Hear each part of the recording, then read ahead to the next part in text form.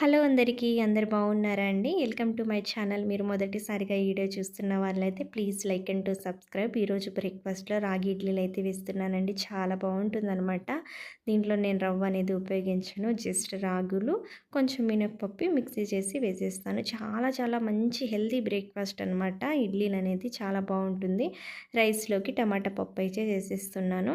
ఇటు పక్కేమో టమాటా పప్పు, నెక్స్ట్ పాలకూరనైతే కట్ చేస్తున్నాను. పాలకూరని చిన్న చిన్న ముక్కలుగా కట్ చేసుకొని మంచిగా ఒక అర టీ స్పూన్ ఉప్పు, ఒక గ్లాస్ నిండా వాటర్ వేసుకొని టైం ఉంటే ఒక 10 నిమిషాలు పక్కన పెట్టుకొని తర్వాత క్లీన్ చేసుకోండి. 2, 3 సార్లు కడుక్కోవాలన్నమాట. ఎందుకంటే ఆకుకూరలో ఎక్కువగా మందులయి కొడుతూ ఉంటారు.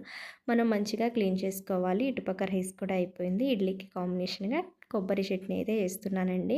ఇడ్లీలు అయితే చాలా చాలా బాగుంటుందండి. పిల్లలకైతే చాలా హెల్తీ అనమాట. వీక్లీ 1 టైమ్ అయినా చేయండి. టమాటా పప్పుకి తాలింపు వేసేసా.